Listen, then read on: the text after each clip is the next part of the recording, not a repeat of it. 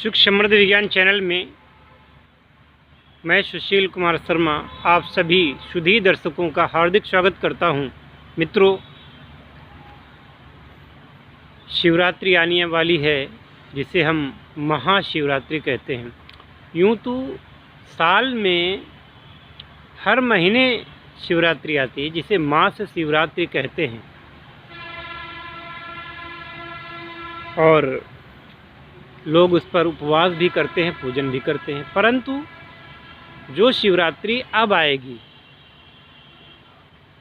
तो वह शिवरात्रि अपने आप में विशिष्टतम होगी, जिसे महाशिवरात्रि कहा जाता है। मैंने ये देखा है कि भगवान शिव के जो भी प्रेमी होते हैं, भगवान शिव की जो साधना करते हैं, वह लोग अपने आप में जीवन में सुखों का उपभोग अवश्य करते हैं। अभी तक जितने भी शिव भक्त हुए हैं वो सब के सब सिद्धि को प्राप्त हुए हैं। वह शिव भक्ति अपने जीवन में राज्य, संपत्ति, ऐश्वर्य, वीरता सब कुछ प्राप्त किए हैं। पौराणिक आख्यान इससे भरे पड़े हैं। यद्यपि एक अंतर्राष्ट्रीय साजिश के तहत हिंदू धर्म को और उनकी साधनाओं को, उनके पुराणों को, उनके वेदों को कल्पित लोग मान लेते हैं, और ऐसा प्रचारित किया जा रहा है कि ना तो महाभारत का युद्ध हुआ था, ना ही राम थे, ना ही कुछ ऐसा हुआ था। उन मूढ़जनों से मैं क्या कहूँ, आप लोग खुद समझदार हैं। हमारे पुरातन प्राचीन इतिहास को, जो कि विश्व में सर्वश्रेष्ठ है, उसे मिटाने की कोशिश की जा रही है। आप लोगों को मुंहतोड़ जवाब देना है, जवाब देना है साधनाओं के माध्यम से। मेरे पास जो भी साधक आते हैं वह यदि चाहें तो अपने अनुभवों को शेयर कर सकते हैं, और मैं उन्हें आश्वासन दिलाता हूँ, यदि वह अपने अनुभवों को बताएंगे सर्वजन के लिए, तो उनकी सिद्धियों को, उनकी जो सिद्धि है उनको ख़त्म नहीं होगी। चूँकि आमजन को इसका विश्वास भी होना चाहिए। तो जिन लोगों ने अभी तक साधनाएं की हैं, वह लोग चाहे मेरे यहाँ से साधना की हो या कहीं और से साधना की हो, यदि वह सफल हुए हैं तो अवश्य ही वो अपने अनुभव भेज सकते हैं और मुझसे बात कर सकते हैं। इसके बाद यही कहना चाहूँगा कि आप सभी लोग पहले तो फ़ोन से बात करें, बाद में अनुमति मिलने पर अपना वीडियो भेजें, जो अन्य लोगों के लिए बहुत ही उपयोगी होगा। यदि वीडियो न भेजना चाहें तो अपनी कहानी ही व्हाट्सएप पर लिख कर के भेज दें। उस पर एक वीडियो बना करके, यदि वह चाहेंगे तो उनका नाम प्रकाशित किया जाएगा, उनकी फ़ोटो प्रकाशित की जाएगी, और यदि वो नहीं चाहेंगे तो उसे छिपाया जाएगा। हरिओम। तो बात हो रही है महाशिवरात्रि की। महाशिवरात्रि पर्व पर हमारे यहाँ एक शिविर का आयोजन होगा। कुछ लोग डिजिटल शिविर में ही भाग ले सकते हैं और कुछ लोग स्वयं आकर के। आप अपने जीवन में विशिष्ट व्यक्तित्व बनना चाहते हैं, अपने आप को वीआईपी समझते हैं, बनाना चाहते हैं, तो आपको आने का रिस्क लेना चाहिए, दीक्षा लेने का रिस्क लेना चाहिए, और साधना करने का रिस्क आपको लेना चाहिए। मैं रिस्क शब्द का प्रयोग इसलिए कर रहा हूँ कि बहुत सारे लोग ऐसे होते हैं, वो सोचते हैं कि ऐसा ना हो कि कहीं मैं 1 महीने 2 महीने जो साधना करूँ उसमें सिद्धि प्राप्त ना हो, और दीक्षा, अनुदान इत्यादि जो मैं देता हूँ वो मेरी बर्बाद न चली जाए।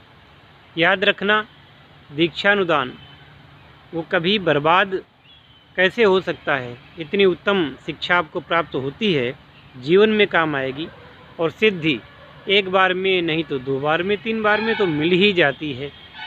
आपके संपूर्ण काम होने ही लगते हैं। और जिन लोगों के कार्य हों वो लोग अपने अनुभव को शीघ्रातिशीघ्र भेजें।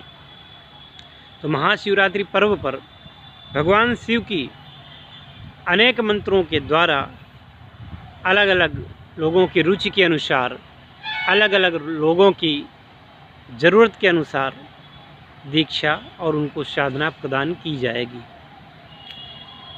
साधना सामग्री, समस्त साधना सामग्री हमारे यहाँ से ही आपको दी जाएगी। और ज्ञातव्य है आप लोगों को कि उन 21 लोगों को, 20 लोगों को, मेरे पास 20 नर्मदेश्वर शिवलिंग हैं। और कोई भाग्यशाली वही शिष्य होंगे जिनको ये 20 में से एक, यानी कि 20 लोगों के एक एक नर्मदेश्वर शिवलिंग प्राप्त होगा। कहा जाता है कि नर्मदेश्वर शिवलिंग अपने आप में तेजपूर्ण होते हैं, ओजस्वी होते हैं, सिद्धिप्रद होते हैं और उनमें प्राण प्रतिष्ठा करने की आवश्यकता नहीं होती, वह स्वयं सिद्ध होते हैं। कहा भी जाता है कि नर्मदा का हर कंकर शंकर होता है।